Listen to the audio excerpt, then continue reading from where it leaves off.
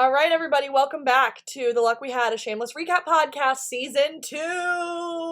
Welcome back, everybody. And we are so excited to kick off Season 2 and bring back one of our favorite guests. Lena, thank you for joining us again. Hey! Welcome back. Hey! We got a whole 2 episodes. How's it feel? I've More been like on an episode. I've been on 4. No, 2. 4. This is your second one. 11, 12. This is my second one. No, I thought you meant I've been gone. Oh, yeah. Oh, no. Yeah, because I was going to say, I was like 11, 12, 1, 2. Nah, this is your second one, and it definitely won't be your last with the content of this season. But, like, I was doing the notes for this episode, and I was like, oh, damn it, we need to have Lena on this episode. And I convinced a friend of mine to start watching Shameless, and she texted me yesterday. She's like, oh, I'm on season 6. I was like, you lost me there, buddy. But, you know, we are on season 2. You should come on my podcast and talk about it. So, to be fair, I will. I am gonna catch up. I think I'm gonna just restart at season 6. Yeah. Because I think I have it in me now. Well, like eventually, if we get to season 6, I'm gonna have to watch them, and that'll be interesting. To like, yeah. It's like a good first impression, though. It's gonna be fun. Yeah. Be more interesting that way. It'll be interesting that y'all will know more than I will, and I'll come in and be like, wait, so what? Wait a second. I'll be like, well, and I guess like season 11 is supposed to take place like right after season 10. No, it's a year. I think it's a year jump. Yeah, because I think it's supposed to take place in 2020. Okay, because I know they're doing Corona, but it's like, did Debbie go to prison or not for that whole thing? John Wells initially said that in this season they were going to start with Debbie out of prison and like has to like drop Franny off at school, but she can't get within 200 yards of the school. So like John Wells initially when he was talking about now the season, she's a registered sex offender. Yes. So but yeah, that's not gonna be ideal. I might cut around a lot of the season 6 stuff that we were talking about. Yes. But let's talk about, we can't start the episode without talking about everything that happened on Twitter yesterday and the last couple of days with this content we are getting. Oh, Noel's contract says we are feeding you. Yes. Literally, because you know when they were airing, every Friday, like around 2 p.m., he'd post and be like, watch Shameless this weekend. I'm like, I know this bitch is under contract for this. Because they know that if he doesn't post, people aren't going to watch. No one's going to care. They need to know he's back for people to actually be like, wait, maybe I should keep an eye on this season. Shanola was like, I'm doing scenes in the Alibi with Cam and Noel all day. Yes, they will like this. I will be posting this. They will like this. I think the amount that Shanola posts is just really normal for her, though. I don't think she's Have you noticed Steve has been posting so much? I only see his photos. I only see his photos when they hit Stan Twitter because I don't follow him. He takes such bad photos. They're all blurry. Yeah, he kind of does that like every year though. Yeah, no, that's just his normal thing, but he doesn't know how to take a photo. I can't. This podcast has everything. I made a TikTok of like me doing a green screen and I was like, how are we supposed to live with the two of them being double beefed up on a Monday afternoon? Like, I don't... double sheeped up on a Thursday afternoon. They truly double bicepped up. Like, God damn, they both really hit the gym during quarantine. They said arm day. Arm day every day. Noel looks big. He's so small and his biceps are like boom. It's kind of weird because like his head does not match the size of his body. No, it does not. His body doesn't match the size of his body. It looks good, but like... And like the gray sweatpants all day and the gray sweatpants and the tank top, I cannot comprehend. Somebody caught what they thought. Like there was like something on his shoulder. People were like, is that a new tattoo? Does he have a new tattoo on his shoulder? And I'm like, everybody needs to calm the fuck down. Like, but also, could we talk about what's up with them putting them in all of their old wardrobe? To like what's going on with that? Are we doing flashbacks? I have shirts that I have had for like 6 or 7 years that I still wear. I get that, but at the same time, like, I feel like a lot of the time with consistency and inconsistency of shows, it's either they wear the same outfit so many times or you never will see the same outfit ever again. But the blue tank top, though. The blue tank top. The sleeveless plaid shirt. Oh, the plaid shirt. No, that's that one. The plaid shirt. It's weird because both Ian and Mickey have gone through like a total style change in the last couple seasons. Yet they're putting them in all of their old clothes. The gray shirt.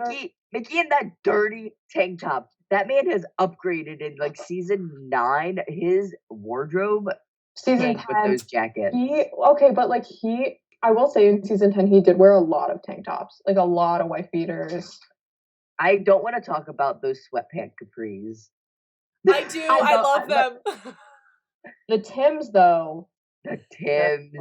His outfit in the whole choice. first half of the wedding episode, I'm very into. I liked it a lot. Yeah, but I do think that this is supposed to be a summer season, or it was originally supposed to be. I think just like generally Corona got very much in their way, but this is supposed to be a summer season. It was supposed to air last summer. It'll probably be much like season 2 is, starting in summer, fading into probably ending in winter by the time it's over. And speaking of season 2, why don't we jump into it? Yeah. Why don't we jump into it? And not be annoying. Sidetracked like always. So we're in season 2. This is our second episode. Like I said in the last episode, they titled the first 2 episodes just Summer Something. Last time was Summertime, now it's Summer Lovin'. Well, a lot of this episode does focus around different couples in the show. So like, well, I guess with the exception of Fiona, because Jimmy Steve's not back yet, but like Fiona and Jasmine, Fiona and her sugar daddies, Kevin V, Frank and Dottie. All right, so like I said, this episode 2, is called Summer Lovin'. It aired on January 15th, 2012. So it aired in January. It's a summer season. It was written by Mike O'Malley and LaToya Morgan. Paul Abbott and John Wells are both credited on it, but I think just because they originated the series. But yeah, Mike O'Malley, Evan's very excited, is Burt Hummel from Glee. My king. Do we really need any other description? I do have a beef with him on that like behind the scenes video where he talked about how a rape and incest storyline was like hilarious. I'm like, can we have a conversation about that? Oh, Michael Valley, stay quiet. He do be a gay ally though. Yeah, he do be a bald ally. Yeah. He do be a bald gay ally. He is not unproblematic, but he has given us some of the better Ian and Mickey content, and for that I am thankful. He writes for a problematic show. We can't take all that away from him. Yeah. And LaToya Morgan, we've talked about her before, credited as a staff writer on 12 episodes through 2012. She wrote 15 episodes of Parenthood. I almost called it Planned Parenthood.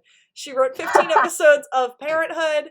She was a producer, writer, and story editor on the show Turn, Washington Spies. Wrote 4 episodes of a show called Into the Badlands and 1 episode of The Walking Dead. I think she recently landed a new series as well. Oh, cool. Oh, shit. Because I was Googling her, but that might not be right. And it was directed. Like she only wrote through 2012. She only wrote season 2. Only was a staff writer in season 2. Never wrote on any other seasons. Yeah, and of course, this episode was directed by John Wells. He always takes the reins for the first few episodes of the season. We don't need to spend any more time talking about him. We know who he is. The synopsis of this episode is Frank seeks new financial footing in a fellow bar patron, Dottie, who is declining in health, and the city pension makes her an attractive thing to him. Fiona juggles her job, kids, and burgeoning love life. Jasmine tries to help by setting her up with a sugar daddy. Zero mention of the most interesting part of this episode, but... Let's not be biased. But I think we should be biased. I watch my versions on, like, not Netflix or anything, so my previously on wasn't there, but Lena so kindly wrote in what the previously on was like. It's Fiona in the bathroom. They've used this one a couple times, especially in later seasons, where she's chilling on the toilet, right? Yeah, she's like taking a piss, and she's like, "I'm raising 5 kids, and even I had time to watch Shameless. Like, what the fuck are you doing?" So our previously ons were Ian and Lip in the car, and the whole Mickey's gay and we're doing it scene. Lip talking to Mandy after the fight night, saying Mickey's out soon, right? Like, kind of just setting up Mickey's return. And the I miss you juvie scene. Mickey just be living in everybody's head rent free. Literally. Everybody's head rent free. Then Lip and Ian fighting over his West Point application, and Lip kind of agreeing to help him. Sheila hitting 100 steps, and Veronica talking to Fee about Jasmine and her sugar daddies, Debbie wanting her own room, and then Karen and Jody are dating, and Lip does not like it. I feel so bad for Lip in this storyline, but I genuinely love Jody, like, so much that, like, it's hard to feel too bad for Lip. I'm like, but Jody's a good person. He got a little weird though. He gets Yeah, a he little gets weird. a little weird. But I feel like they like try to paint him such a bad guy when we first meet him. I'm like, no, he's vibing just as much as everyone else, and he always is so nice and so cute. And we are to assume she is of legal age at this point too, so like it's not even creepy. Like I love Jodie. Yeah, But because I feel like with this season we're like in the works that like they're seniors now, so we want to hope that she's 18 at least. Yeah. At least. Yeah, he wasn't very. I think he was probably at like only like 20-ish. They met No, at Sex he's Addicts 30. Anonymous, What, right? Amanda, He's what did 30. we say left? He's like 30. He's 30. Yeah, he's like 30. Oh, well, they met at Sex Addicts Anonymous, didn't they? Yeah. Yeah. So they're not even like. They're not I even guess having the sex. whole thing is they're not supposed to be interested in each other in that way. So Yeah. But let's find out. We open again. Last episode opened on Sheila. This episode opened on Sheila. She is doing her Good, give steps. it to her. She's doing her steps again, and baby girl got to the corner near her house, and I'm proud of her. And she gets to the corner, she makes her step goal for the day, but across the street there's a farm stand. And she thinks it looks really cute and delicious. And she stares it down, and the next thing we see is a shot of her house, of her running down the street, and Frank coming outside, and she's screaming because she fucking made it to the farm stand. And she bought vegetables. exactly, Queen. She bought vegetables. She is before we see her outside, we see like a shot from inside the Jackson house, and all you can hear is her yelling. And tell me why my brain was just like, oh yeah, she's Jessie from Toy Story. Like it's all I could hear was Jessie from Toy Story. I do that a lot with when I'm watching animated things. I will just point out like who's voicing different characters, not even by looking up the cast. I just know. Yeah, You got their voice know. ingrained in your brain. But anyway, at the farm stand, Sheila got an eggplant, and it's enormous, and Frank immediately thinks that she got it to stick up his ass. He's like, no. Doesn't he's like, I'm still sore from yesterday or something like that. He was like, there's no way that's gonna fit. And like, no, she did not get it to, well, she might have, I don't know her intentions, but she is just so proud to show off the vegetables that she bought because she fucking made it to the vegetable stand. And she says a wonderful line, today a grocery truck, tomorrow the world. You get it, Sheila. You get it. Icon. And we are proud of her, and we want her to go farther, but Frank is afraid. Frank's like, the further she goes out into the real world, the more she knows about me, and then I'm out on my ass. I'm out of this like, house. Yeah. Spaghetti-O. Because I love, like, as much as I got my beef with Karen, I loved how she was, like, threatening him last episode. She was like, you know what? She's going to know about you eventually. Like, you're running out of time. And he knows that. That's why he goes to the alibi and starts lamenting the fact that Sheila is making it out of the house. And everyone, including Kev, thinks it's hilarious. They love seeing Frank struggle, as do we. And apparently the bartender that also works there says she once gave herself crabs to get Frank out of her house. And everyone at the bar has a story about the thing that they did to get Frank out of their fucking house once they let him in once. Yeah, that random bartender that worked there, like worked at the alibi, like probably from like season 1 to the end of season 2. And then that suddenly like, yeah, Kevin and Vera are the only ones who work there. She's and Svetlana, but she's also not the original bartender from season 1.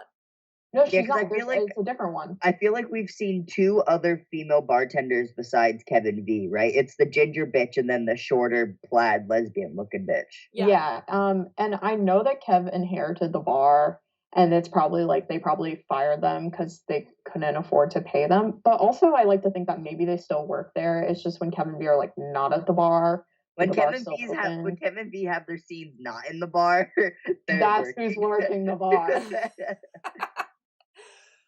But yeah, so they're at the bar, and while they're all teasing Frank about the fact that he's about to be out on his ass, a regular, like, at the bar who works for Meals on Wheels comes in the door, and we learn about one of the women he delivers to, Dottie Coronis, also known as Butterface.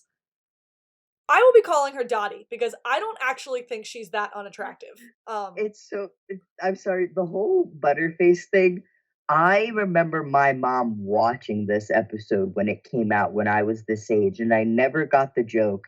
And I didn't even get the joke in high school. And I think I was rewatching Shameless like a year or 2 ago, and I was like, "But her, God, you're such a himbo." I was like, fuck? I was like, I'm so stupid, but then I was like, that's so mean. Yeah, I just like the part when they're like, oh, those titties and that ass, and then all at the same time they're like, butterface. It's pretty good coordination on their part. It is. Really mean. Yeah, very mean, but like a little impressive. But apparently Dottie, who used to be a regular at the bar, she would shut the fucking place down, is now an end-stage heart failure. And she's waiting to get a heart transplant. And Kev mentions that it's sad that she spent all those years paying into the city pension, and now there's no one left to collect. And then Frank disappears. Frank hears the word city pension, grabs the Meals on Wheels keys, and he's off to Dottie's house. This is really one of the more depraved things that he did. This is really one of his lowest points, I think. Yeah. Also, I love how, can we talk about the Meals on Wheels driver getting a drink on the clock? He like sits down and gets a beer. Well, he only said that.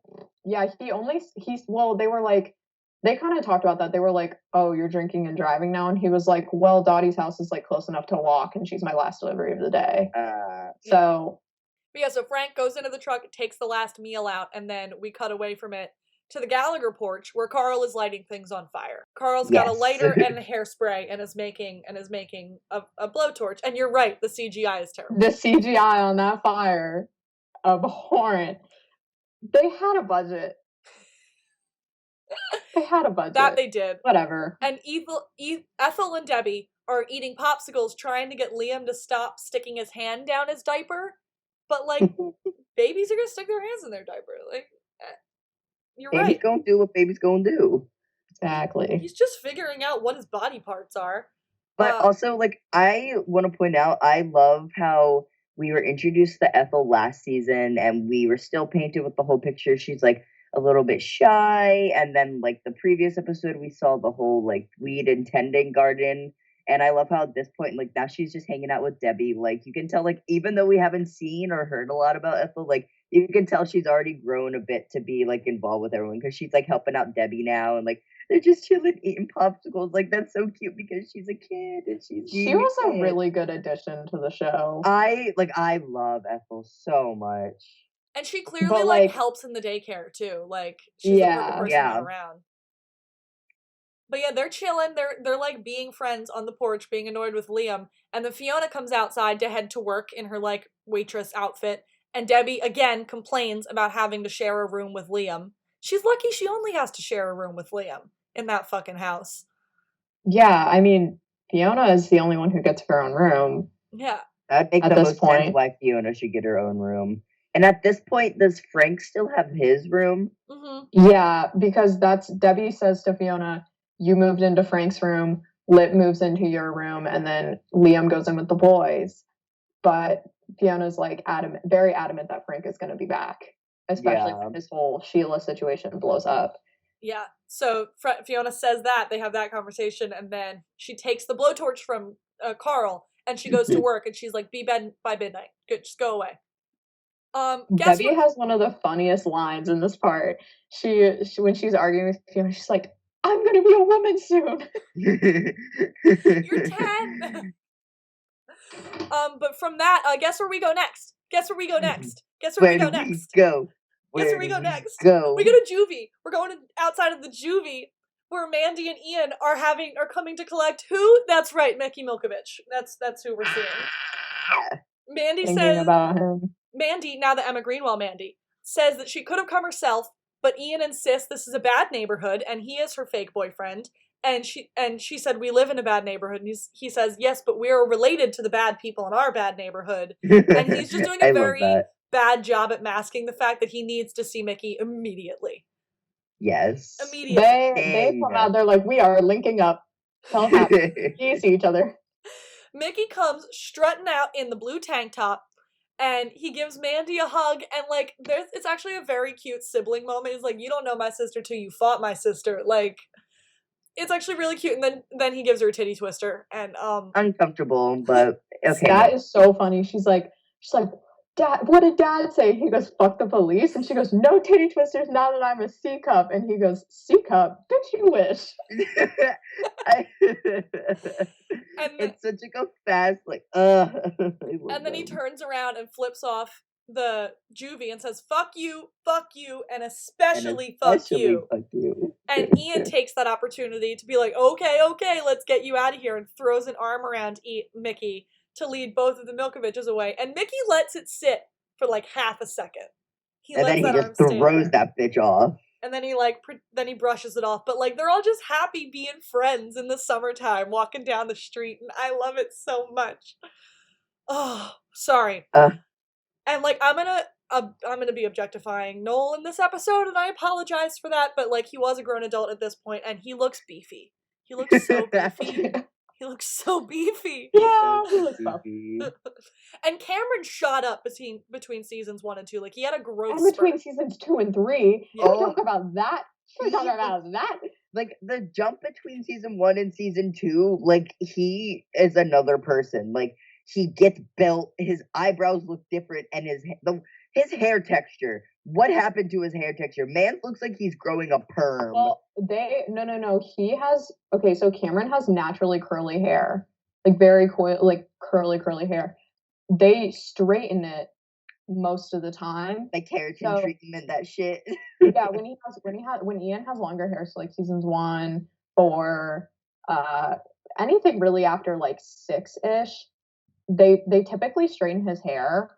Like 40 Ian, literally, you can tell that shit's straight as shit because it's so just like he slicks it back, but it's also like off season he doesn't, and he has like really, like if you look at his Instagram photos and things like that, if his hair's not long, it's pretty curly. And like young him on Malcolm in the Middle, basically. Yeah, he like got that big old. He had that afro, man.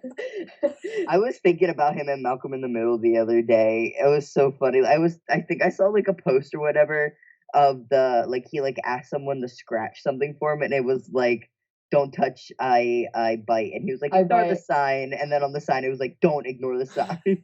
Like I think his career is so funny because from the ages of like however when he started acting, like 5 to 16, he really just played like absolute delinquents, like absolutely just horrible children. And then Ian Gallagher and Jerome, how is any of this different? Well, and Jeff from Mall. If you guys ever watched Mall. Now that was a movie. But wait, no, I did watch that movie because I think I asked you about it. That's the one where he's on acid for half of it. And doesn't he like fuck some like random girl? Like an older stop. I blacked out that movie. I watched it because you told me to watch it. He shot it wasn't even that bad. He shot it, I think, between definitely seasons, an acid trip. Between seasons 3 and 4, that's like what I think he looks like in that one. Because he's young, but he's not super young. I think it was between 2 and 3. Yeah. Maybe. He had longer hair, and then I remember I did watch The Giver, which was between 3 and 4. Because then that was the story where it was really funny, where Noel was like, yeah, we came to set with the same haircut. Y'all, I watched fucking Vampire Academy for his ass. Mental illness. I did too. Salute you. Mental illness, but I did too. Anyway, that scene was great. We knew this was going to happen to us. We cut to Frank walking up to a house we then learn belongs to Dottie. She tells him to eat shit and go away. I fucking love Dottie. She says her attitude is everything. She knows exactly who Frank is immediately. She tells him to eat shit and go away, but he makes her laugh. He tells a joke that makes her laugh, and he has her food. He brought her food. And we only see her in like silhouette through the door for most of their conversation while Frank charms his way inside to watch TV with her. And then we get a look on her face when she opens the door, and she's not even ugly. Yeah, she has like a lazy eye, but like that's about it. Like she's not like the most like horrific, like ooh, like all the and they added some scars to her face, but that was about it. Like you could tell it's a beautiful woman that they like uglied up, and the beautiful woman's name is Molly Price. She shows up in 1 or 2 episodes of like a lot of shows. She's like a face that you've seen in a million television shows, but had regular roles on shows called Happy-ish and Queen America and Almost Family. And for the record, she's beautiful. Like she's beautiful. But yeah, I saw, Lena, you put that she's also an author. Yeah, so she's kind of, I guess she reminds me of like Luis Guzman, who did guest star on Shameless seasons 9 and 10. But Luis Guzman is kind of famous for being like a character actor, so he's had a lot of really short roles in like a million different TV shows. Is that the Mikey so guy? Yeah. Oh. So she's kind of like in the same realm as him in that she's a character actress. So she just kind of bounces around, but it does look like her main, I guess, job right now maybe is she's an author. She's written 2 books. That's cool. Over to the club where Fiona and V are at work. Fiona tries to flirt with the DJ that she was trying to flirt with in the last episode again, and again he says nothing. And she comes over. She could do better. She comes over to Moby. She comes over to V, and V says, "Well, maybe the million women a night that flirts with him and he sleeps with are just too much for him, and the man is just tired." And like, this season is so best friend. Like, everything about this season is best friends, and it makes me so happy. Oh, I miss when they were so close. Yeah. And V calls Jasmine a desperate whore wife and her grandpa date, and like, Jesus, hold back at all? No, I think she's right. Fiona, I love the line Fiona has. Can you say that again with some of that head bobbing and the finger snapping thing? And V is very against this wife and mother flaunting her affair with the senior citizen. And Fiona says, yeah, well, the guy's rich, so stick your chest out and flirt so that you get tips. And customer service, you ain't wrong. You ain't wrong. Yeah, period. They turn their customer service voices on real quick, and they get him to spring for Crystal. We love a good old sugar daddy. But anyway, over to the dugouts. Where we go into the dugout. We're going to play some baseball. No, we're not. We're going to fuck in the ass. Okay, all right. I'm sorry to go ahead, but have you guys seen that TikTok going around of the scene of, like, Mickey, like, Ian walks over to him and then spins him around and the cigarette comes out of nowhere? No.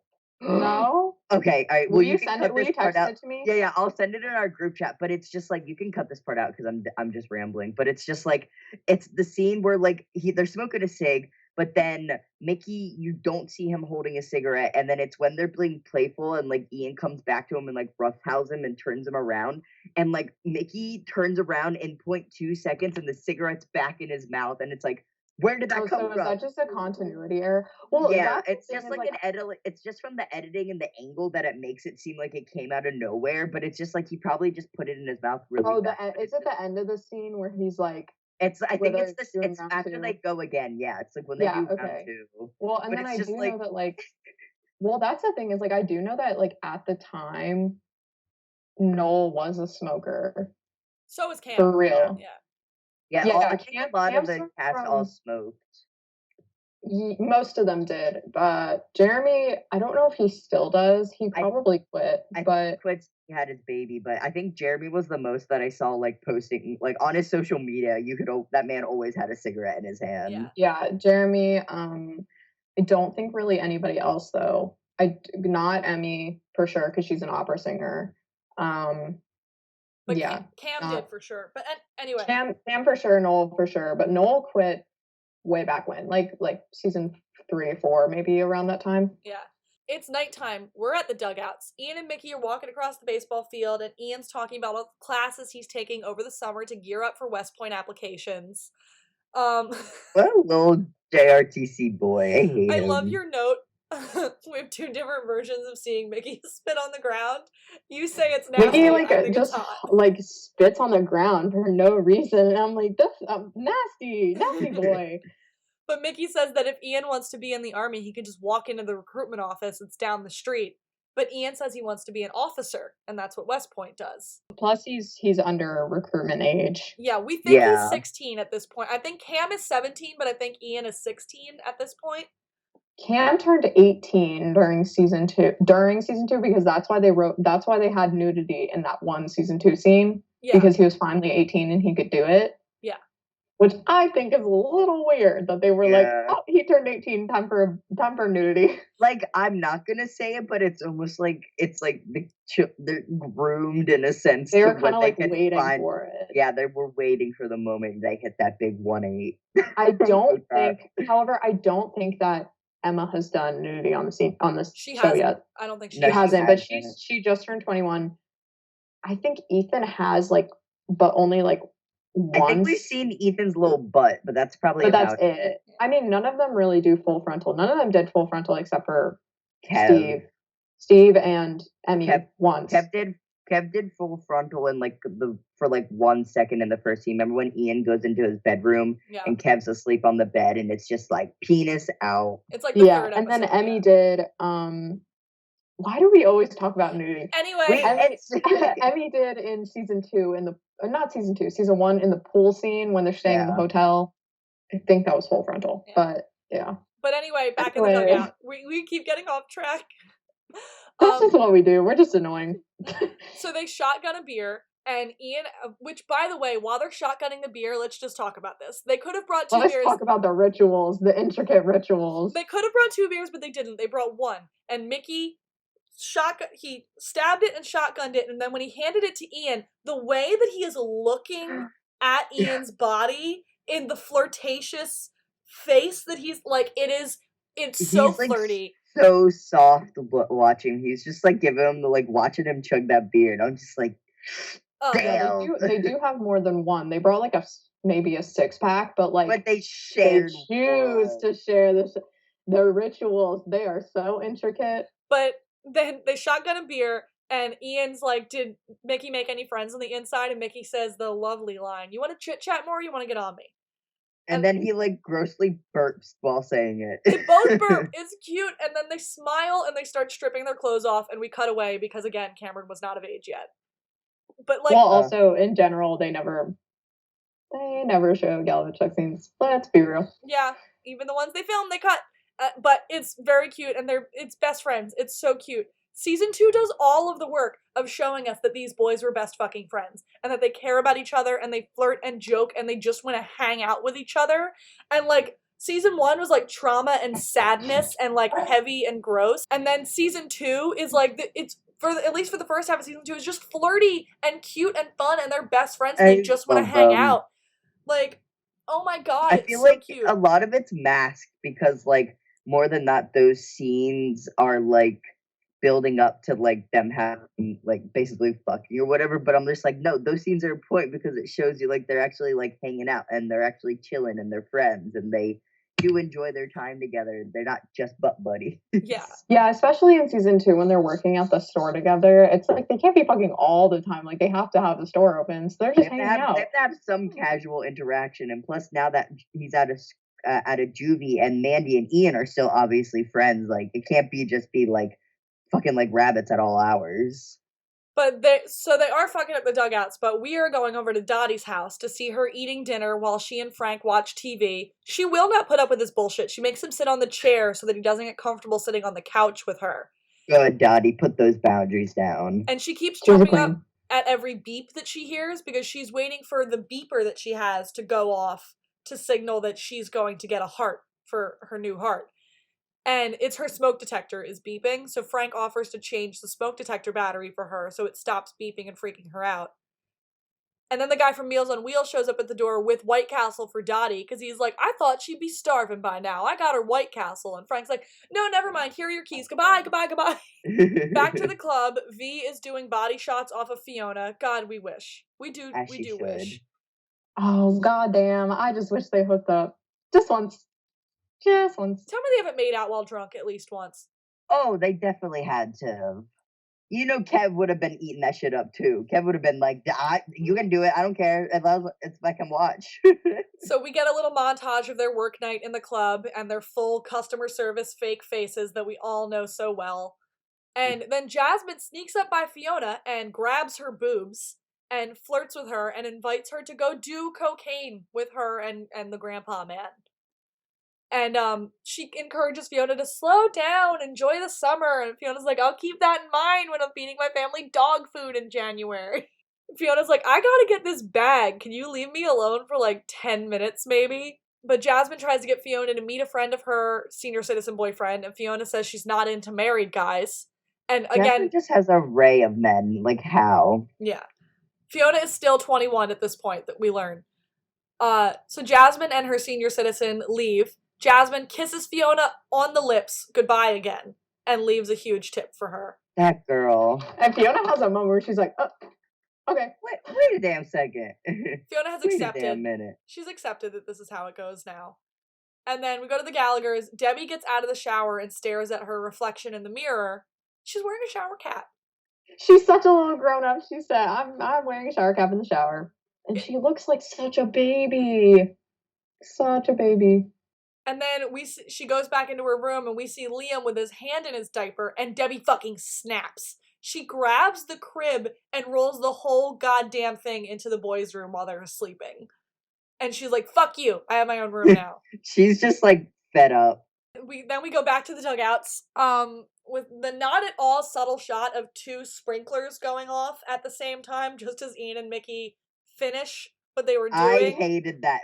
I hate symbolism. It kind of took me like a couple watches to really understand, though. I don't know why, but like the first time I watched it, I was like, yeah, just sprinklers going off. But then like the second time I watched it, I was like, so that's what it is. Mickey, I've always wanted to do that here, like yell that he does. He says he's always wanted to fuck there ever since he got kicked off his little league team for pissing on first base. And Ian says he remembers that because he was playing second. Serving childhood acquaintances to childhood friends, to acquaintances to enemies, to hookups to friends, to lovers to heartbreak, to lovers to husbands. God. And I need every single stage we are going through, every single one. An award for that. You need an award for that sentence. It's fantastic. And they show off in front of each other by doing pull-ups from the dugout. And like gotta remember they're men. I will say again, Noel, beefy. Beefy. Holy shit. Like, and the grunts he puts out while he's doing the pull-ups, dear Lord, sir. God damn, you are so horny. My Brittany Broski's showing, just like, sir?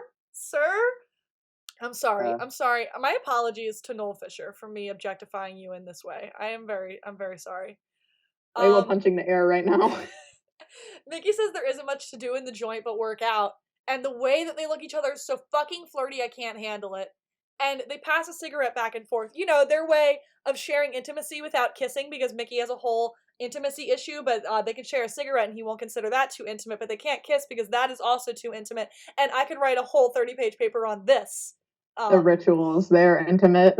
Mm-hmm. Or the rituals, they're intricate. Oh, somebody that listens to the podcast asked me to publish that 30-page dissertation I wrote about Mickey, so I fixed it and sent Evan the link. I read it. I think Evan sent it to me one time. But I think I sent it to Lena right when you sent it to me for the first time, Amanda. It was way back when. Way back, yeah. I went through this week and edited it and took out like my class stuff and I corrected grammar and some things. And I'm gonna try to, if Evan is able to go on the website at any point when he's not being consumed by Starbucks, we can throw it on and everybody can read this 30-page rambling dissertation I wrote about Mickey's psychology through the first 4 seasons.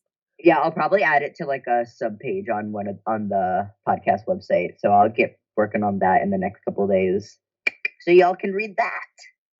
And sorry, they're sharing this intimacy with the cigarette. And we get the iconic line from Mickey that he's fucked for life anyway. I may or may not have that framed on my wall. And Mickey says he needs to get a job before his probation skank does it for him. And Ian's like, well, why don't you get your GED? Why don't you take some vocational training? And Mickey's like, why are we talking about community college right now? You want to spread out a blanket and look for shooting stars next? Can we say foreshadowing? Not the foreshadowing. Well, and I don't know, something that always like catches my ear when I watch that scene is when he's like saying that, when he's like, I need to get a job or my probation skank going to do it for me. He's like blowing smoke out at the same time he's talking. And for some reason, he just goes a little bit Southern. Yeah, honestly, and I'm like, what are you doing? I can talk from talking while smoking is that like it kind of like it like layers your voice almost, that it kind of like I've definitely sounded like I sound like a different person while talking with smoke in your mouth. It just like kind of like alters your enunciation almost. But yeah, it's like he like is, I don't know, like when you're watching him, it sounds like he's like talking out the side of his mouth too. So it's like really like he like blows out smoke and takes a sip of his beer, and like and at some point in the scene he blows smoke out of his nose like a dragon too. Like it's a lot. And you can I tell think it's very cool when he does that. You can tell it's really like cold outside too, because like that's not just cigarette smoke coming out of them. Oh yeah, when they have to film in really cold weather, but they have to act like it's warm. So when they're talking about like Mickey going back to school, and then are we? I think we talked about this before, but I have no memory. Is Mickey like Lip's age? Is that what we concluded? Yeah, I think so because okay, they have had a couple discrepancies with this because the first time, not the first, but like the first episode that he's in, when he sees Lip on the street, he goes, gotta be on that English paper you wrote for me. But then in that promo video that they put out for season 10 about like Ian and Mickey talking to each other in prison, Ian says, the first time I met Mickey was in 3rd grade, which we all know isn't true because they were in Little League together. And he threatened to stab me with a pencil. That was right before he dropped out. So what is the truth? That was So that what is was the the truth? shameless people trying to just make fun of and call Mickey stupid when Mickey isn't fucking stupid. In my brain, he probably was in school, and then when he went to juvie, he decided, I'm just not going to go back to school. And I think from that point on, Mickey just wasn't in school anymore. But yeah, I think that promo thing was the shameless writers being like, Mickey dumb. Mickey drop out in 3rd grade. Thinking about that one line that Ian had in season 10 where he was like, oh, Mickey's emotional intelligence is the same as Carl's actual intelligence. I was like, first of all, bitch. Second of all, I think like also I just wanted to know like how they're on the same wavelength of like we're gonna like how they secretly, I guess, talk to each other and we're like, yeah, we're gonna meet up at the dugout tonight, like blah blah blah. Because it's like, did they talk while he was in juvie? Did they talk when he got out? Did Ian visit him again? Did they both like? How did they know they were gonna link up again? Yeah, because like we out of like every interaction, we never hear them actually have like a heart to heart until like obviously later in like the series. But like every time they fuck, it's unspoken. I know we're just so biased, but it's like because I'm like, well, obviously I know that like there are other people and other storylines in this show that they have to focus on, but it's like I'm lost here, guys. We're made out that like Mickey hates Ian at every other point besides when they're fucking. So like, how are we supposed to assume they just like casually were like, hey, you want to meet at the dugout tonight? Like what? Well, Ian did pick Mickey up from juvie. Ian absolutely visited again. Mandy probably peeled off to do her own thing or to go fuck a friend of hers or whatever, and then Ian and Mickey were like, let's go to the fucking dugouts. So like that's in my brain. But they're talking in the dugouts, and Ian offers Mickey a job working security at the store because in the last episode, Cash disappeared forever. So Cash is not around anymore. Bye, bitch. Bye. Bye, pedophile. So Ian, and like I said in the last episode, there was a scene of after Cash leaves of Ian and Linda, and Ian having to break that news to Linda, and it's a very emotional scene of the two of them together. And in that scene, you could see the like care that he put out towards her and like the little bit broken down that she is, so you would understand why she would do him the favor of hiring Mickey at the store. Yeah, well, was that a deleted scene or was that kept in? I don't remember. That was a deleted scene. Yeah, because I know I've seen it before. Yeah, but Ian, I really wish like there just was like one less sibling, not where we can get more time. Ian offers Mickey a spot working security at the store, and again, he looks at the way that he looks at Ian. Noel's face, I just can't.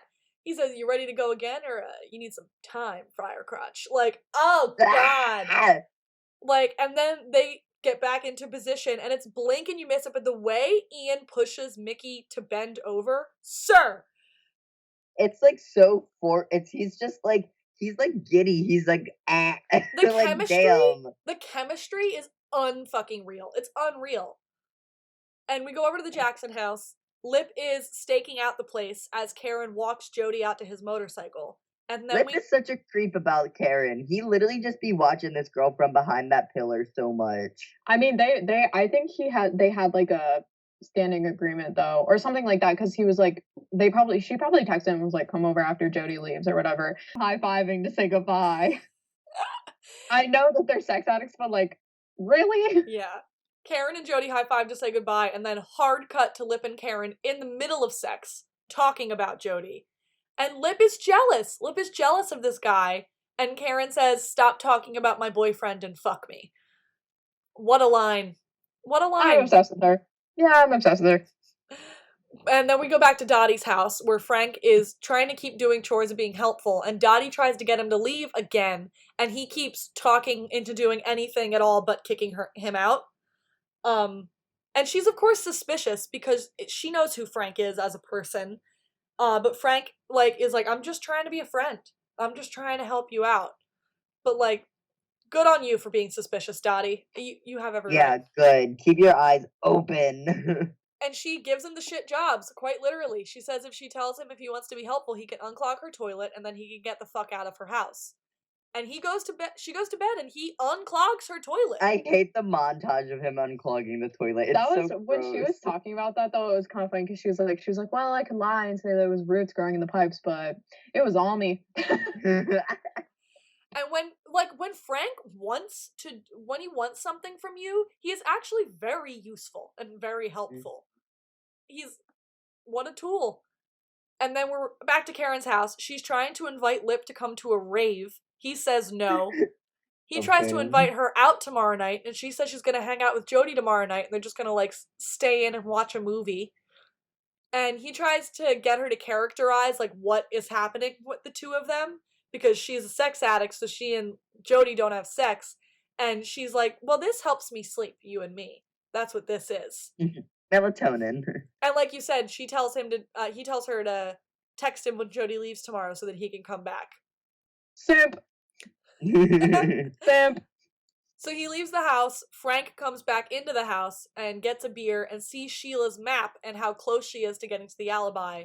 I think that's where she thinks he works. She thinks he works at the alibi. I think there's I think it literally is a circle of the alibi and it says Frank job. Exclamation. No, it just says Frank exclamation point, but it's I don't think that Frank would totally just admit to her "Yeah, I just hang out at the bar all day. Yeah. Every day. I don't work." She probably thinks that he works there. I like that you highlighted. I did like the line from Lip to Frank. GFY, Dad. Because GFY is just his thing. I love it. And then we go to the Gallagher. Fuck yourself. We go to the Gallagher house. We see Fiona put her night's wages into the squirrel fund in the Crisco container that they keep in the pantry. She sees the new sleeping arrangement Debbie has created, because Lip is now asleep in her room. So she goes to crash in Frank's room, only to discover a pregnant woman Frank has been renting the room to is asleep in the bed. I'm just blown away by the fact, I don't know how long she's been there, but the fact that no one has seen her, at all, and she's just been living in the room. Probably at least a week, because he said blah, blah, blah per week, and then she was like, "Well, how much has she already given you?" They have that whole conversation that we'll get to later. Yeah. So at least a week. I mean, but they nobody's didn't see really home, there's a lot of people in that household. That shouldn't mean that you don't see anyone. That means you notice that when there's a new person in the household. Well, they do talk about it the next morning. Fiona goes downstairs to sleep on the couch, and then the next morning we start in the Ball household, and we see Ethel shaving Kev's face, and then she goes on to shave V's legs. And I just love this family. It's just so domestic. It's so domestic. Ethel says in her community, an elder who was a burden would wander into the snow and give themselves to the elements. And I want that sounds like some Midsommar shit. I want a mini series of the Balls and Ethel and her son. I just want just a little bit over here. I just want a little bit of it. Just a morsel. Dude, if you think about it, Ethel's baby is probably 8 right now. Yeah. Yep. Damn. Ethel's baby is a whole ass child. I'm so excited to get more into Ethel. Ethel's fun. I love her. And then we go to the Gallaghers. Lip is complaining about Jody, and Ian is just trying to do fucking math homework. Please stop talking about this man. Lip, stop being a simp and quiz your gay brother on math theorems. He's literally "Yeah, about your college decisions, I don't really care, but can we talk about the girl that I'm fucking?" No. Can't we talk about it? And Ian's "No, I need to learn math because I'm gay and my brain doesn't work." And the way they keep up the conversation and do the theorems at the same time is honestly very impressive. It's blah blah blah Jody, answer this question. Blah blah blah Jody, answer this. It's really good. And then Fiona wakes up and is "Hi, what the fuck with this sleeping arrangement?" and Debbie says she's not sleeping in a room with a masturbating toddler anymore. And then we get what's she gonna get? Then we get a debate about it isn't masturbating if nothing comes out. Like, it's a full conversation that is had for the next minute. I love the note. Fucking truly, some points were made. And then Fiona gets them all to focus and discovers that all of them apparently knew about the Chinese pregnant woman that Frank rented the room to. Fiona says Liam needs to go back in with Debbie, and Debbie's like, no, fuck you, I'm not doing that. The woman comes downstairs with a wok and a bag of rice to make herself breakfast, and everything gets awkward. But we peel away from it to go to Sheila's house. Yes, the most important person here. We learn it's 500 more steps until she gets to the L, and maybe she can get her job back and go off of disability, and she sees the whole world opening up in front of her, and I love her so much. But I'm so proud of her. Frank is not listening because he is already on the hamster wheel to the next thing he needs to do. He's fucking around with Eddie's tools and says he has to go to work. Yep, going to work. Going to work, bye. He picks up a call from Fiona and she says someone dropped off $200 for her from him at the house, but she's leaving him $50 and taking the rest.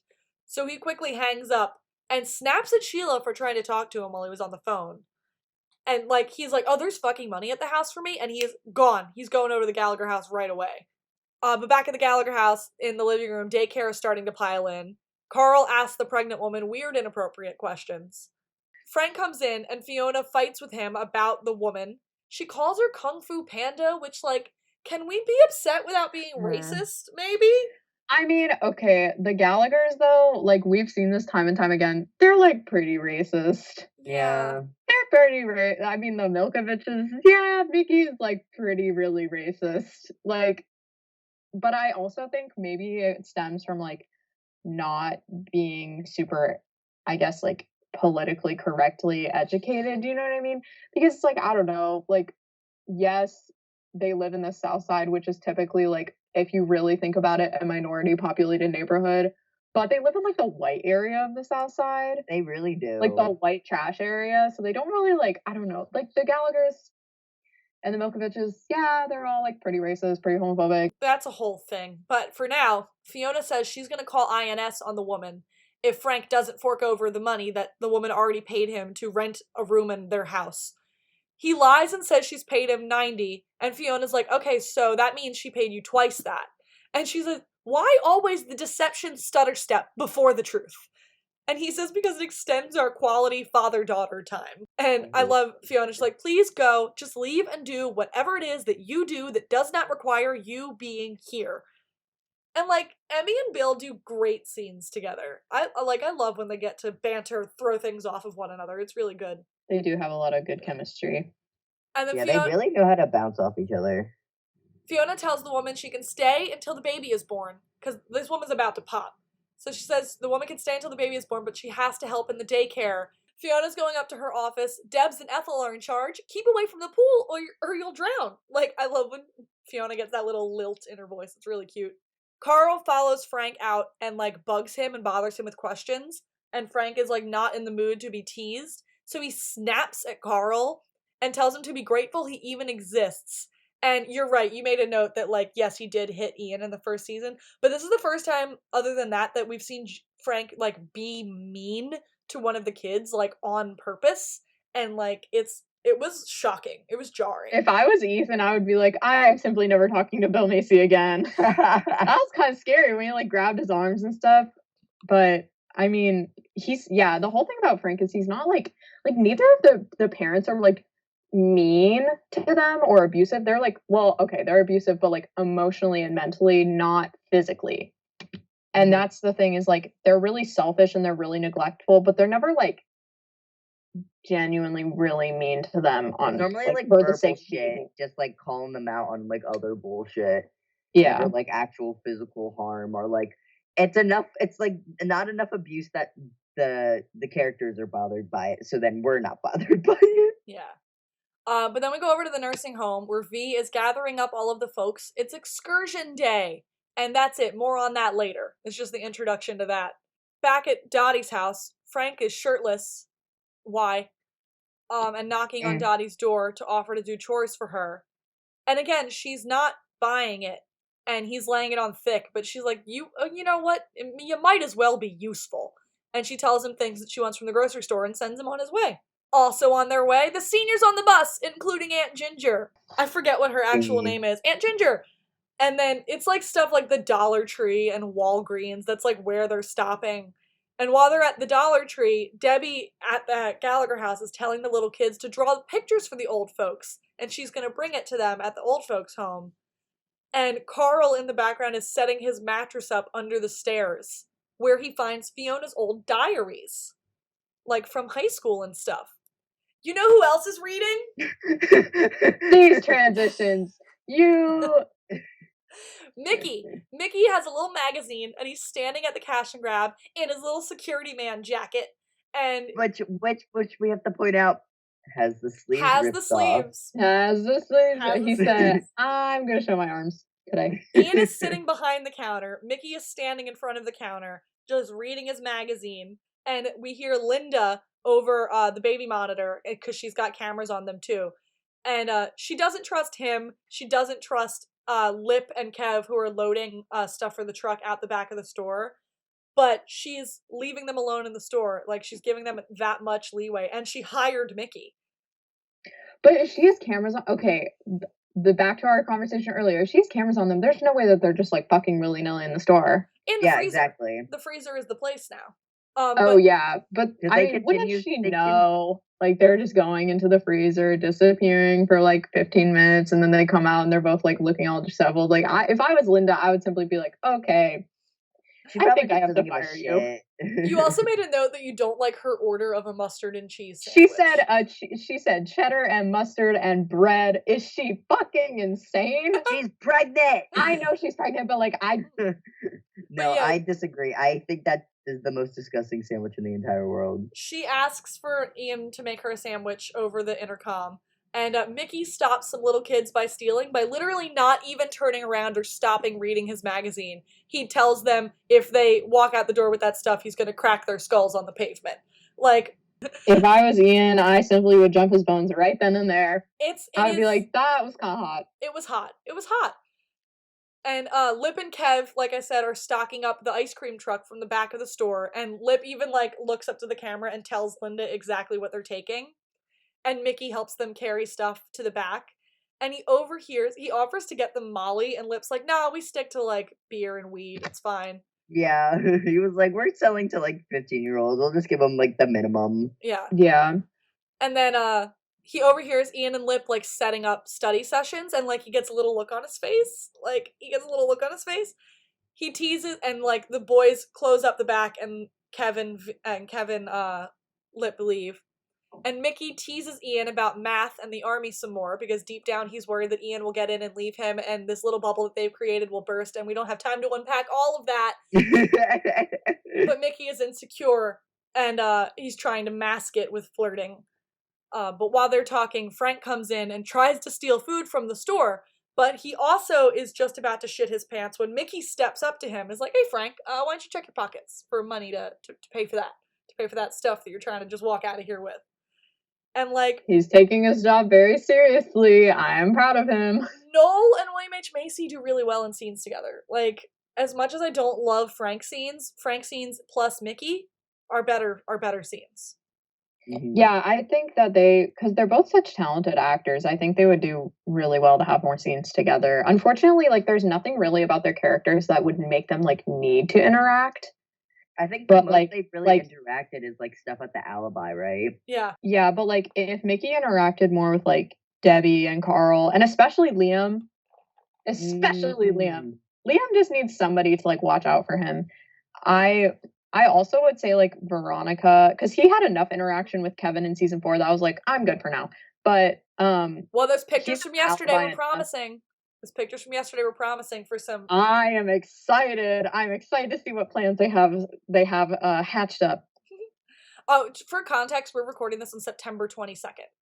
This will be released sometime in October. But so as of now, we have been getting plenty of new set pictures of like a bunch of people on set. So we're nitpicking what we've been given while they're filming season 11 at the moment. Yeah, they are all very much under contract. They are very much promoting the shit out of this season already. Yeah, But good yeah. for them. I mean, it's last season, so. Honestly, good for us. Yeah. But yeah, Frank's like, oh, Mickey, you work here now, Mickey? And he puts money down and he leaves. And so then it's just Mickey and Ian in the store. And Mickey goes back to his magazine and asks if that's the kind of leadership, like Frank, if that's the kind of leadership Ian plans on bringing to the army. Said last night, spot him, says Ian. And Mickey says, whatever, liking what I like, don't make me a bitch. I love that line so fucking much. What a king. That's king shit. Powerful. And we go from just that, just iconic. I just fucking love this man so much. Back to the senior van. There is one woman who came on the trip, but she hates it. She just wanted to not be in the nursing home for a few hours. And she says, it beats watching Judge Judy or waiting for my brain to collapse in on itself. And like, honestly, quarantine mood. Mm-hmm. Yeah, I would like to get on a bus and go anywhere at all that's not here. That's not sitting That's in my why I home. got a job. I got a job just so I could be out of my house. Then Frank is back at the Alibi, and of course he is. And he flirts with the bartender, and she says she stopped drinking because she kept waking up next to Frank. You know what? Legitimate. That's a legitimate reason. Honestly, respect. She gives Frank shit about fucking around with Dottie, and then he leaves. That seems a waste of time. Like, yeah. I think it was good, I guess, to provide context of like how everybody else is feeling, and also like kind of like further cementing Frank's reputation within the neighborhood. Yeah, I guess. But at the same time, it's like, well, I find it hard to justify so many Frank scenes. Not just like so many Frank scenes, because like he is the patriarch of the family. He's technically the main character, but when all of his scenes are like kind of about nothing, like if we had another scene of him at Dottie's, I would have been like, yeah, this is fine. Yeah. But yeah, because it's like, I get it. What he's doing is bad. But then at the Gallagher daycare, Carl finishes reading the little kids an actual like storybook, and then he cracks open Fiona's diary that we saw him find earlier and starts reading it out loud to the children. And it's her talking about a sex dream she had about this cute boy she had a crush on in high school. And like, who among us hasn't done that? But just all of our little brothers read it aloud to small children? Nope. And she overhears him, snatches it away, and sends the kid outside. And then she yells at him to put his mattress back upstairs and stay the fuck out of her stuff. And because Carl is now also snaps at him. Carl is aching for his own space as well as Debbie. It's just on like a lower level.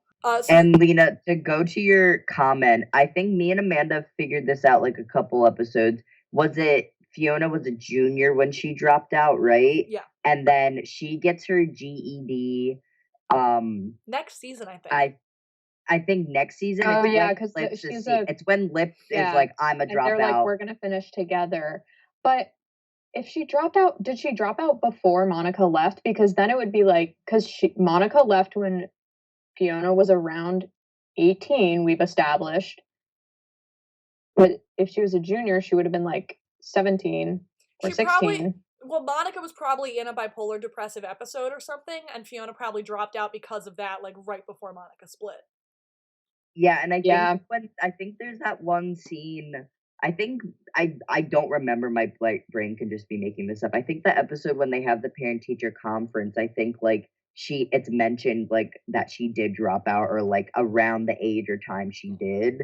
I feel like junior makes sense because I feel like it was her senior year. It wouldn't have made as much sense, if that makes any sense. Yeah, she only has a few credits left, we learn in like later episodes.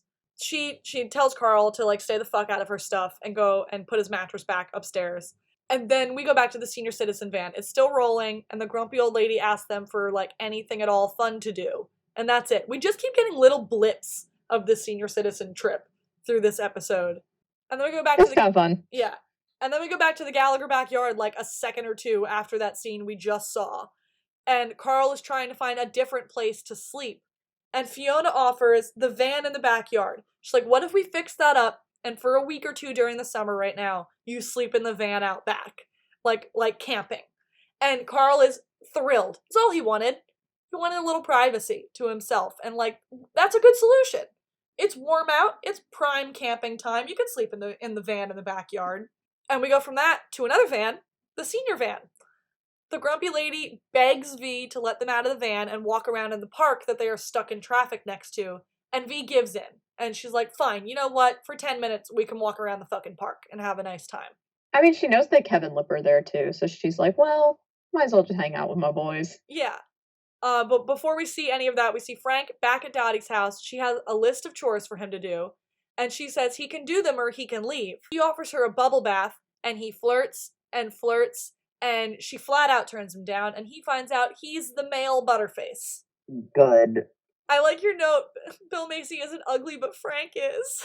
Bill Macy is not ugly, but when they do that shit to his hair, like they put grease in his hair and stuff, I'm like, well, anybody can be ugly if they try hard enough. Yeah. His personality is very ugly. At the park, the seniors, they're having fun. They're playing baseball. They're so cute. Like it's such like a cute little shot of all like the seniors hanging out with like all the little kids, and they're all like doing all these things, and it's so cute. It's really wholesome and sweet and like summertime.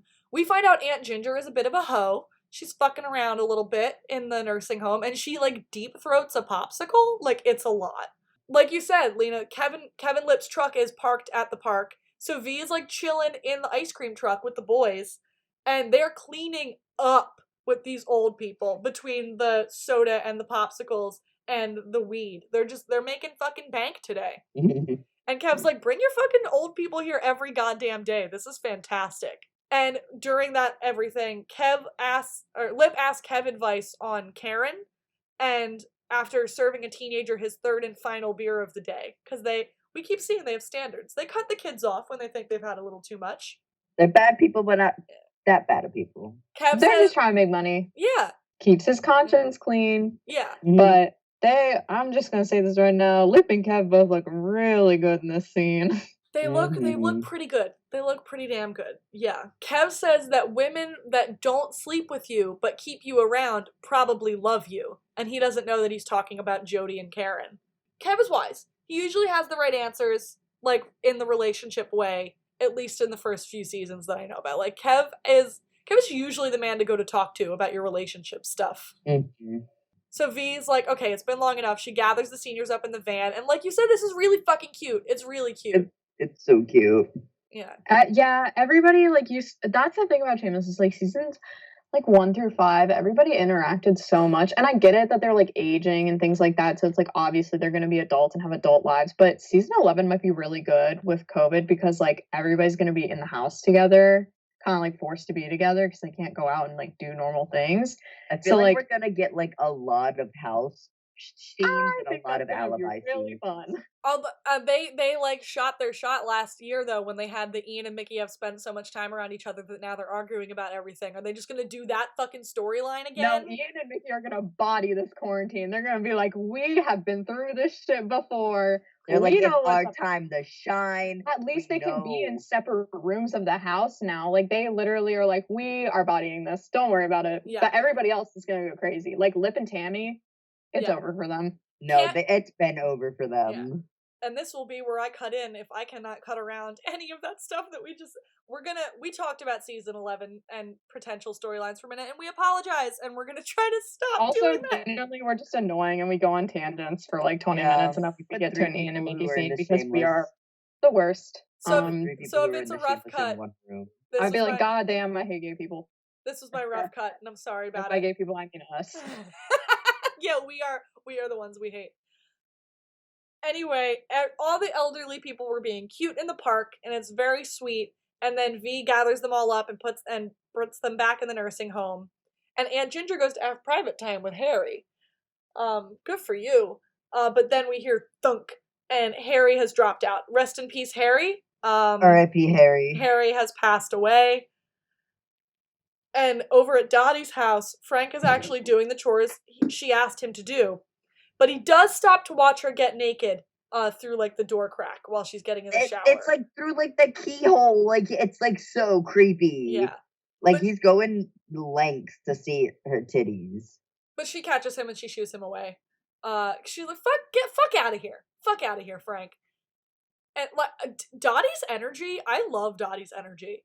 I love her. And Debbie goes to the nursing home with all the kids' drawings that we saw earlier in the episode for Ginger and for Harry, but then she learns that Harry died, And Debbie, like, takes Ginger away to, like, comfort her. And the grumpy woman from the tour bus asks V to sell a ring that she has so that she can take everybody to the Indian casino so that they can all have a That good time lady together. just makes me so sad because she just wants to go out and have fun and explore, but she's like so secluded to just having a nursing home and limited. She's like, anything. I'm old. Please take me somewhere. And from all of that, like, heavy death and sadness, we go back to the club where Fiona and V are working. Jasmine is partying, as Jasmine does, and Fiona's working, and we find out that Jasmine found the guy from Fiona's diary. I guess she talked to her about Carl finding her old diary. Like, that's the jump and leap that I'm getting to. But the fact that she knew his first and last name and then was able to find the correct guy. Yeah. And she said she found him on Facebook and she pokes him. Remember poking on Facebook? Yeah. Ancient. And then Fiona meets Jasmine's sugar daddy friend, but blows him off to get back to work. And over at Dottie's, Frank is still behaving well, and she kicks him out and says, "You can finish the list tomorrow." But he tries to make a move on her. He tries to have sex with her to solidify his place in this home. And she says she cannot have sex or she will quite literally die. Because her heart rate will get too high. She'll explode. She'll explode. Her heart will explode if she has sex. Oh, so sad. Not the foreshadowing. We love a foreshadow. And then back at the club, Fiona is cashing out for the night, and her blind date is like sitting across from her and talking to her. And they agree to like fake it and have a conversation to keep Jasmine and her boyfriend happy, because Jasmine's boyfriend is this man's like client, so that's the only reason this guy agreed to go out with them. Fiona tries to figure out how being a sugar baby works. She's like, so do we just like go out and you buy me pretty things and I have sex with you occasionally? Like, is that how this works? But like then they seem to have like a genuinely fun and cool conversation until she says that she's not into married guys. And he's like, well, what do you have against married lies? She's like, I'm not into liars. They're not lying to you, the man says. Why does everything make me think of Ian and Mickey? Why does mental illness? It's mental illness. It's mental illness, truly. They're not lying to you. Everybody who has watched season 4 Didn't knows he literally say that? Yeah. Didn't Yes, he did. He's like, I'm not lying to you. Yes, he did. Yes, he did. And then he was like, what you and I have makes me free. Season 4 fucks me up. Season 4 fucks me up so hard. I love your note. So Fiona's like, I'm not fucking into married guys. You're clearly married. I'm done. I'm out of this conversation. She walks away. And we cut away to Karen, Jody, and Sheila. They're having a lovely night in, just watching television. It's very sweet. And then we see Dottie and Frank also having a night in, watching the lottery. And then being domestic. Over to Lip again. He's again outside in that pillar where we've seen him before. He waits outside for Karen. He sees her give Jody a kiss goodnight, and you can see his heart break in half, and like it hurts to look at. He freaks out under the yell, screaming, and runs away, and we cut to credits. Does he scream? I don't remember, but I think he just runs away. But like I think it's because it's like that is the transition from like being like, oh, we're just hanging out, like we're friendly, whatever. That's a transition into a romantic, serious relationship for him, because they used to just give each other high fives. And it's like now he feels like he like doesn't have a place in her life anymore. And that's it. We cut away to credits. I didn't have an after credit scene of what I was watching. Was there an after credit scene in whatever you guys were watching? But the song that's playing during the credits is Freak Ya Loneliness by Bumblebees. I mean, it's a good song. I enjoyed it. I thought it was fun. But yeah, I'm like a song at the end. I'm like pretty sure there wasn't an after credit scene. There is no after credit scene. Yeah. So that's it. That's the episode. That's episode 2, guys. We did it.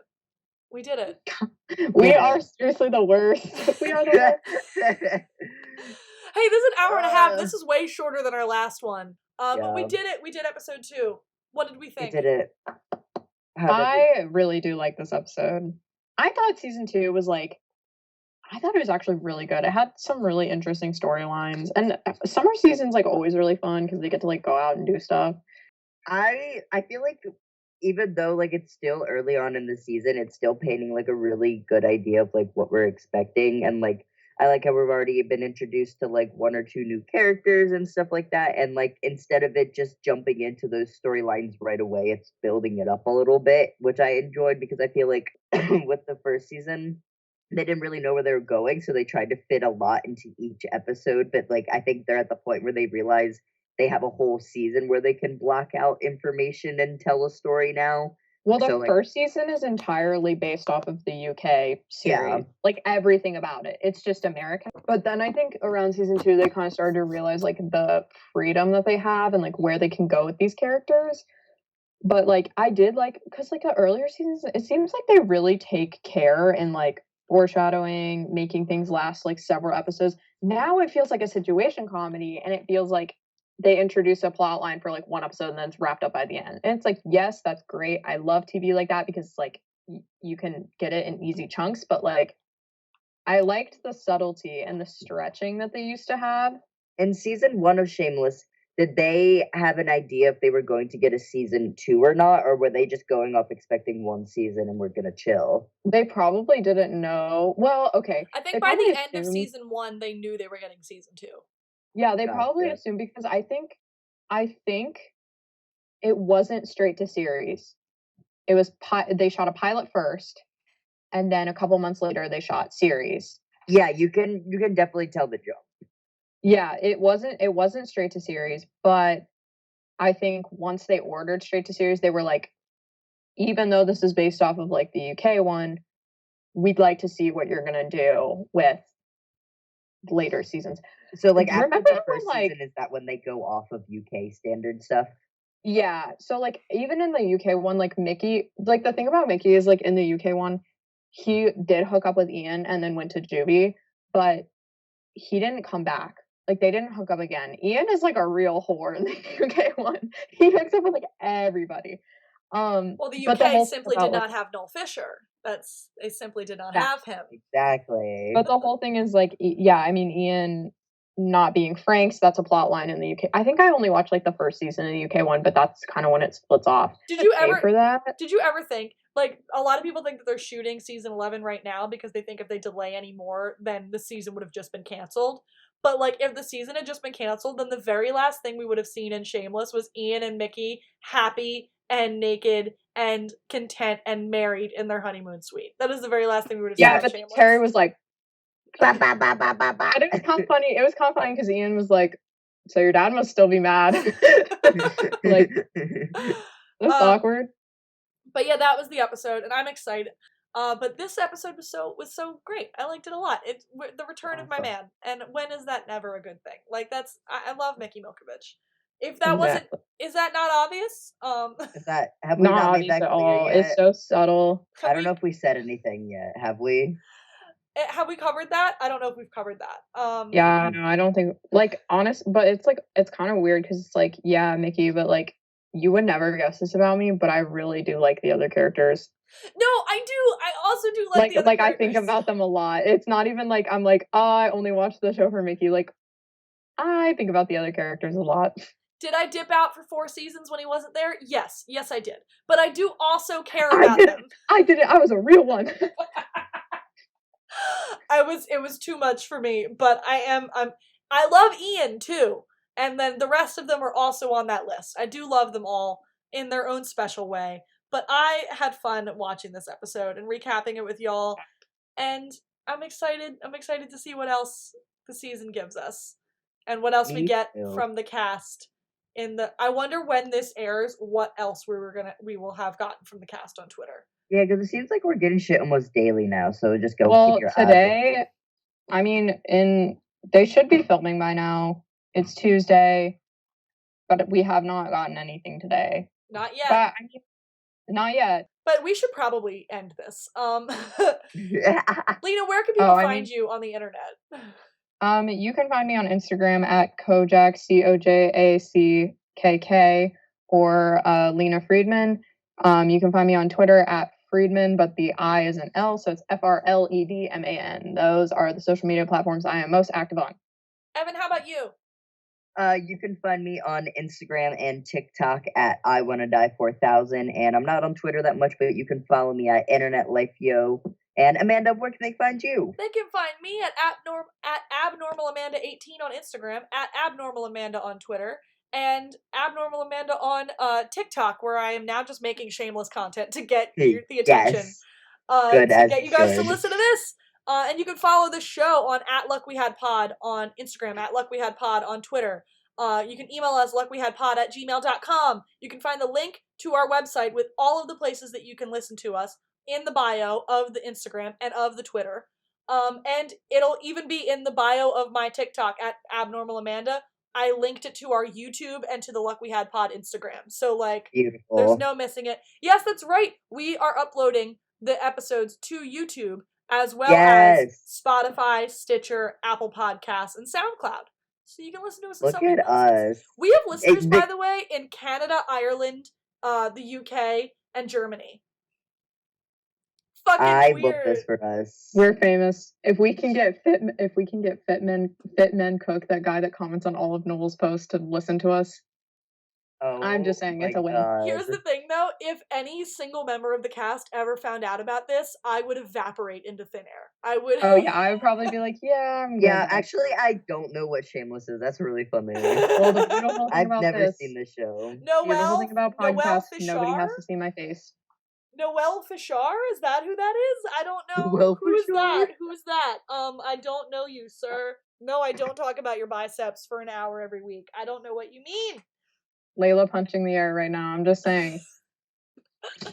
Let's get out of this. It's been an hour and 45 minutes. We have to go. The end of this is so messy. Thank you everyone so much for listening. Thank you so much for tuning in every single week, and we are so grateful to be able to be doing season 2. And thank you again, Lena, for joining us. And thank you for having me. I always have so much fun. And we'll have you back as many times as you want. I'm so excited.